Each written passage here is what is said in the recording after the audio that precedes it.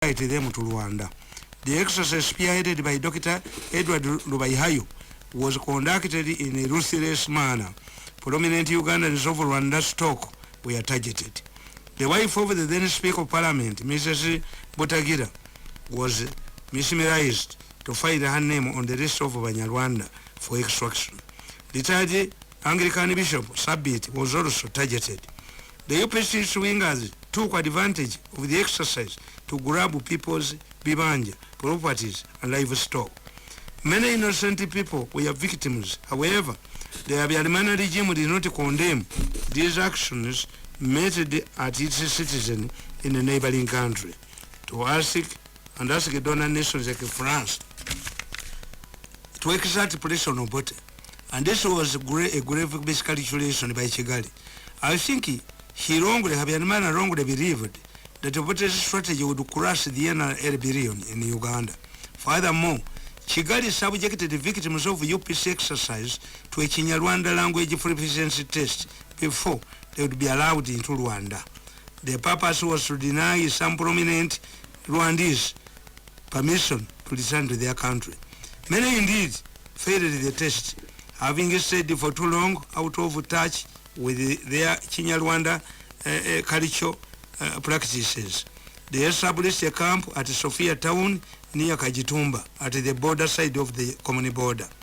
Without a viable alternative, many victims of the exercise enrolled for rebels in NRA. In his reaction to criticism, Obote retorted that having accommodated these Banyarwanda for over 30 years, was it a crime to politely ask them to return to their country? This encouraged his UPC henchmen to inflict more damage to the alleged Banyarwanda in Ankole.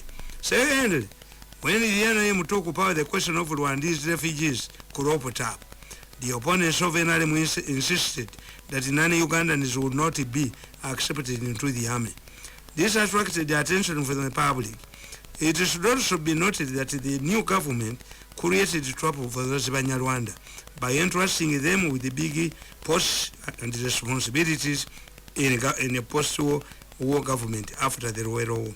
At one time, Major General Fred Rwejema became a deputy army commander and later a minister in the defense portfolio. Dr. Bayingana became the head of medical services. Paulo Kagame, head of military intelligence, based at Basiba. General Kayumba and Bunyenyes were all active in northern Uganda against the insurgents. When the NRA introduced military ranks, the ceremony was presided over by Habyarimana himself. He also visited Rwero Triangle, and a sign of misfortune, his couple walked down while coming back to Kampala. Habyarimana donated 3,000 horses to Uganda in the new government effort to modernize agriculture. Among the high-ranking senior army officers to receive him was none other than Fred Rwejema, who took center stage at Entebbe International Airport. In his speech, Habyarimana compared Rwanda to a glass full of water that could not accommodate more liquid. He advised Rwandan refugees in friendly countries like Uganda not to abuse their hospitality of their hosts, because returning to Rwanda was completely out of the options under consideration. Habyarimana rejected the idea of recognizing Rwandan refugees as citizens of Rwanda and issuing them passports as they were demanding. As I pointed out earlier, the Rwanda refugee problem had become a hot issue both in NRC and the national media. The real intention was to weaken NRA in its fight against the rebel groups in North. Attempts to form a rebel group in Uganda were also made by remnants of the 1950 outfit called the Chirimo II. Kakati okitegeera nti abakulembeze b'omu region bonna babalaba Museveni bo kye baakola ate baapanikinga.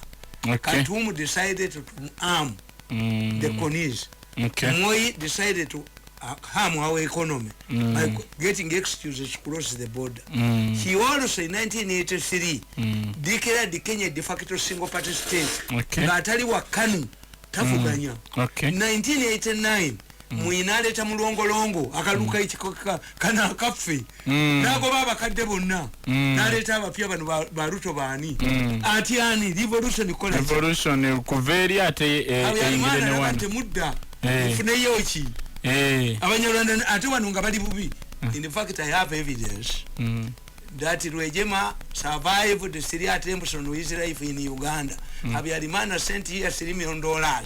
One of the people which manyabesi yamugezi kwagota teyekalakaasa naye dukwago lwaki provides asigala eno na providing aligo ki mugabana ebifo bwe banatukwata kati gwajja okujja mu koti gwe tojja ku street inalolo ye ya mukoti kujja kutaputa mateeka having informed you look in Kenya mwe yavaako kibachi yadda ku economy kituufu Uganda ne normalizing nachi Nyerere his interest was among soldiers once Museveni took power Tanzania did not interfere in Ugandan affairs yafuna date ya amanyi nnyo nebonabona Tanzania has no appetite for foreign intervention Rwanda baddayo kakati ate bano ne batta gundi hutu moderates abali bayambye to protect their interests with the Wirimana prime minister gwe battana babiri 10 these extremists bakola ensubi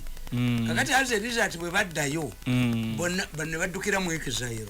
Rwanda is a country where you have 40% of its population, former population in exile. Dwachi anti bakola emisango ne badduka ate ye Museveni wali what truth and reconciliation semogere yabakwata nabateka mu government yenga abapakasi ne bamukolera agenza go bomuomu kakati ate bali ba moderates abali ogedde ne banu ba RPF ate babatta kakati ne banu batwagira mungu bigiri mungu Kagame n'abana bati bayina mugaso if having a Hutu president ate yambachi nga Museveni yebwe yakwata power yate ba refugees ba na Uganda batambuza bigere okukomawo wano ne bakomawo bonna batito okero olutwa bonna ne badda kakati where did they go bagenda gundi kubanga twagenda e Rwanda abajasi ba Congo bajja okuyamba abanyarwanda balwaniranga ku gaali genda ku Pale FM Uganda kwetuline ku page ya Mukasa Kiwala Kikuke tuli Facebook live Congo bo bezivuka balwa manyi mundacho muri egaali the Congolese soldiers were fighting on bicycles.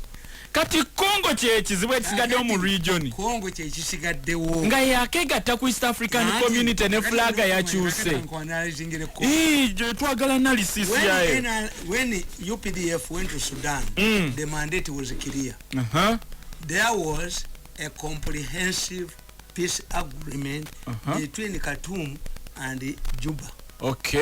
This is why Uganda was able to go to Sudan. The Sudanese government did not fear Ugandan soldiers that they will mix up with the SPLO ebajikube. Tewali wokutia. Uganda bajiwa mandate genda kubani.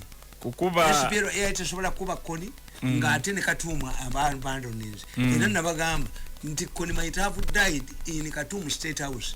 Bategera bali abawalabu tikokwata kukoni atrocities zonna ogenda ziwa Bashir ati be eliminated kuba ya sponsoring abulidde bwa ne badeta ne bakomanda aba America ne bamunonya nabula bamu eliminating ne baga twasanze kawunda suit ye mu bibira ikaramba unlike the situation that prevailed when we went to Iron Fist Operation Iron Fist we went there purposely to hit UPDF manya gund ADF but players bwe tugenda okuba nga tugenze ne mandate ate M16 tusobola M26 tugikwatako kubanga cha mulala fendagano twagendeddewo mulala ADF ye waffe oli tetulina biyingiramu goli best man leka kusangula mugole ntuyo you went where wazze kusangula zono omugole omusajja okulya na kubala bana bange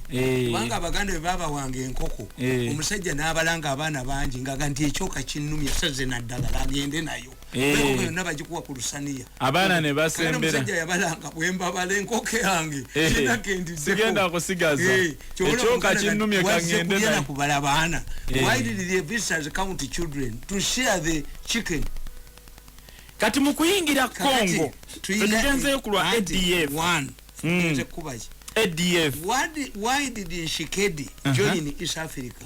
Nshikedi joined East Africa thinking that by sitting on the same table with the President Kagame will solve the domestic problem, which has not realized. Mbadde nebuza kyalese Congo mu EAC teyajalwa tuledi atenga byakagwawo M23 nesituka kakati is a frustrated man. The Congolese are frustrated. Why? They thought that for UPDF to deploy in Congo together kusolving any problems zawe M23. If we turn to attack M23, we shall be a mercenary force hired by the Congolese government to solve its domestic enemies. That would be a different mandate. Train the Congolese army to fight M23. M23 is fighting a proxy war. Why is it that President never was signing a Nagano? They exchanged bitter words between the Shekedi said the enemies of Congo seated here. What causes the bad blood between the two leaders? Chechine cha M23. Yes. Kakati nakuganti whenever I face a challenge or a problem, I refer to my Uganda wisdom, my father's wisdom, and my knowledge. When I refer the Congolese problem, conflict now, to my Uganda wisdom, a Muganda tells you that when you go to a forest, pick only one item. If you pick many, kasa to preserve the forest. Londa yochimu. Bali bamenyi environment protection. Tibo bogenda mu kibira. Nono kana amatungulu obulira mu kibira. Londa yochimu. I want people to understand. We were moving very well. With Operation Shuja. Things changed after the business conference in Kinshasa. Waliyo olukungana olw'ebyenfuna. I hear some waiting in presidential jet. Naluwulira. Nti bannayuganda twabaddeyo ne tulaga ebintu byaffe. Bw'okasooka okwata embazzi n'ekisolo n'ogenda mu kibira kitegeeza onoonyayo ebintu bimeka. Bibiri. One of the reasons why we have survived in Somalia. Omusomali tomukwatira ku mukazi we. Twaleeta abakongo olabye wa UPDF officers n'omukazi omusomali. Kwata ku musomali olabe. Tosulayo. Omusomali zakwatibwa ku maali ye. Emaali togikwatako. Kola ebirala mu mutwale abamu. That's why the Americans bwe bagenda Vietnam badeveloping a Thailand. Mukugenda nga bagenda mu bamalaya. Mukudda yes. The Japanese rounded up Korean women ne babatwala mu ddwaniro. Avo kube mundu nga yesanyusa mutajjukira mukazi we. This was a strategy. Kakati mukutwalayo business forum mwenu. Abala ne baga mugenda tutwala kochi. Yes. It was because of non-planning, lack of planning by our government that organized a business conference in Kinshasa that has alerted everybody in the region. Kati buli ayina interest daga anti tebatukuba busu. Kenya je mugamba nti kiwukulu abakoleki. Uhuru yaga stand by force manya biki. The balance of trade between Nsubulagana, we are the second country now. Netherlands etusinga kati yetwala amayirungi. Tuli second largest trading partner with Kenya. At gundi ya trading gundi ya $700 million annually. If you want to understand this money, this is the money gundi Obama raised for presidential campaign, $700 million unprecedented. Akati chenkuboza Kenya erimu elections. Ebakize mutekayo kontakeza business nga yo yebase. Ateje mudukire wa Uhuru abaterereze. Abaterereze. Mwagala kutwala trade. When you go to those countries in the western bondies or Central African countries, most of the products come from Brazil. Na ye vayo kati. Viva Brazil. Kati Kenya wonayo. Tesobola tuwa chisolvinga impasse ye Congo. Rwanda has also an interest there. Okay. The Belgians control the land titles. It's a Congo. Give you information. kakati kinagwera Neto wanted to establish a base in Eastern Congo. Uyu muyita likibamu kubira ba M23 ne bamutirayo. Ne baga nti the Kenyan forces should go there given their experience in Somalia. Is it the first time for the Belgians to undermine a Congolese president? Kabila yagende China najyo billions of dollars mukabo. Ababili bamugamba nti zizeyo. Nasoka abavuma timwete muzina. Ndomuga nti oyagalaje. Oyagala power. Bakwata bemba ne bamusiba. Yes. Okay. The Belgians. In fact, before you invest in Congo, you go to Brussels first. Kine kintu property ya Bubirigi. Kyali kyakabaka government ekimugulako. Abakongo baddamo okukigulako government ya Bubirigi. Nenti mwina think tank. Tetwina think tank. Abaliba sente n'obagamba abashuma n'obagamba nti Congo eriyo ekizibu bakuba ne bakutta. Bakuba ne bakujjawo. Until you respect intelligent people, until you create a think tank, you will make mistakes here and there. Kati Congo bekalakasa Uganda Rwanda mufulume kigwerawa nabagamba nzizire mukwano gwange twatwala amande matadi ga billion 3 gafirayo nabaga are you going now are you assuring the Ugandan public centers affairs in affair munasekayo we lost 3 billion in matadi yes abana okubeva chiwetingo budget chisasa we're taking them mubazayo kati. How can you organize a business conference in Eraje when nategerera budget amangu mawulire nendo was until those registerwa kuba kadaga you organize a conference, a business conference in Kinshasa. Is this man controlling Uzaifa we bali kubera nga koli the regions who is controlling the Congo? Nabagamba mtu aliyo tuwakitaza mujukudono zo ngeyo eyo poteya eye mali poteya Congo poteya sokolinde ezengudo zeptadeo poteya oyo poteya kama eto tumala mali parliament yakaisa sente otuzimbire ngudeyo Uganda. There's only one country that made such a venture. When you read the Singapore story, who only you invested in China. They were Chinese. The Singaporeans are Chinese. Yes, and China was a poor country. How can you make a rose in another country? Fina tugendo kola eri engudo. Did you get consent from the Belgians?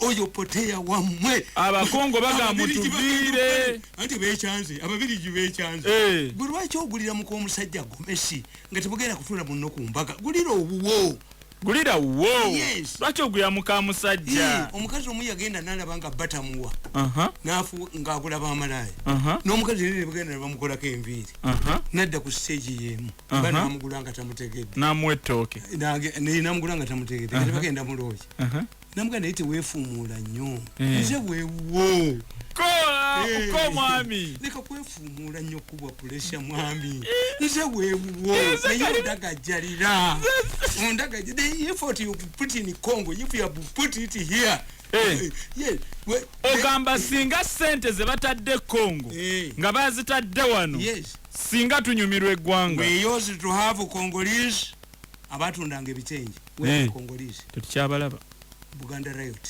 bali babokerawa wano webagamba baledi pepa bankubako kumbera ku Banyarwanda awo nti ku Banyarwanda awo beera soko kulondamu embo soka kulondamu awo Ebinyarwanda awo soko kulondamu Ebinyarwanda nti Ebinyarwanda olondamu ebisagala sagala waliwo enkoko y'Abanyarwanda bajocha mu ngeri yanjawulo n'ekyennyanja kyabwe n'ekyennyanja engeri gye bakyokyamu bw'oba otudde n'abantu omuntu anywera ku cupa ya bia oba soda na Uganda begirasi bazibba Bala.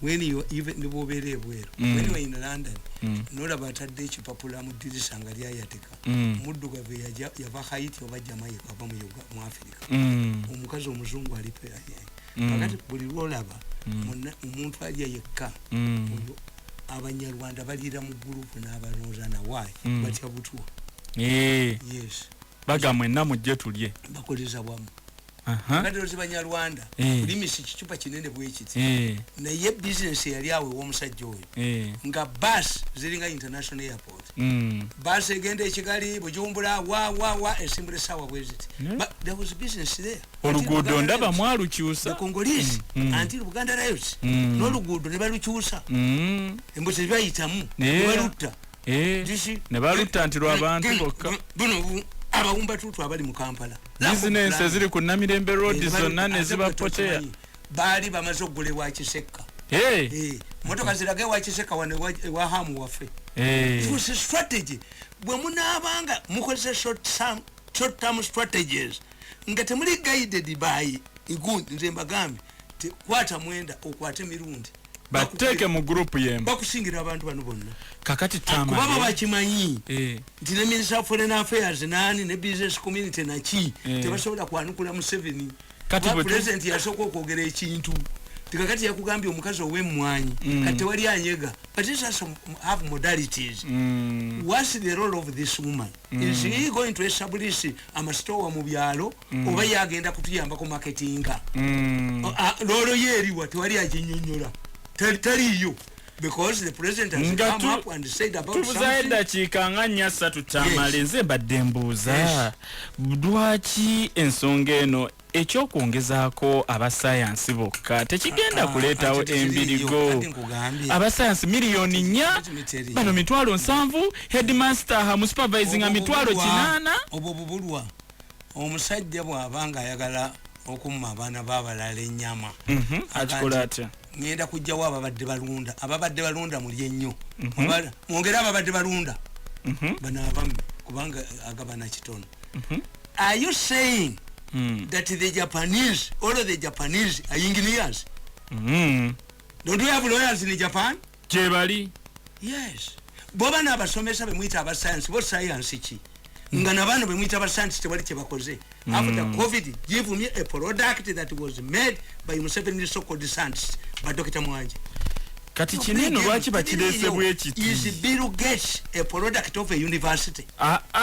Sina muna science bwe mwali nacho internet bwe balinga bebwaini awabi oba Museveni yawangula bulungi obate yawangula bulungi ba dokita be bajja bawulira omusango kati nze ngenzi kakati yes ngato nagenda katono nnyo katulinde ekirungi ekiri mu Africa nti buli mukulembeze tumuleka n'aleta innovation zize kakati bano kaba investing mu science ndowooza mwitu natuukira mu 2026 nga buli omu mu science nga Uganda etwala ekizungirize ku mwezi nga tufunye n'ennyonyi atwala ekizungirize ku mwezi tujja kutegeera nti the policy is bad everybody must be accommodated you cannot discriminate teachers kuba n'abasomesa mubuli asomesa mu kitabo kya science nga yakiwandiika Aboti ekyo kibuuzo mutubulire yo asomesa mu ebya science ng'ekitabo kike mutubulire yo aba science abalina theories ba developing ne twamu ekintu tubakubireko mu ngalo akasembayo wano kasola omusajja abuuza omunye ewaka sabuni mukoze ayafuwad sabuni bamulya lwaki basobola okutika mu lwaki we have resources let us accept nereka kudiscriminatinga mu basomesa tewali yali akoze kintu kyonna kayola basi kayola zigenda kujja weyaze abasajja bafera mmoyi muyibeleweze emyaka 24 mbuyinza yagamba ntukoze uhuluka ne basomba ba engineers mu ame mulerwe wa wereze uhuluka teziriwo abakulembeze abantu bebuuza lwaki omusango gwa Segirinya ne Sewanyana tegutandika babeera teribeyo beto emyezi gigenda n'omwaka gunaatera okuwe bakola biki bye akabukedde kabakubanga ne kakuba Segirinya ze wenategeerera beka kuba Segirinya alese ambulance Segirinya embwe ejja kusigala ng'emugoba asuula akaveera azeeyo obuwumbi obutaano bwe yalya beera bulungi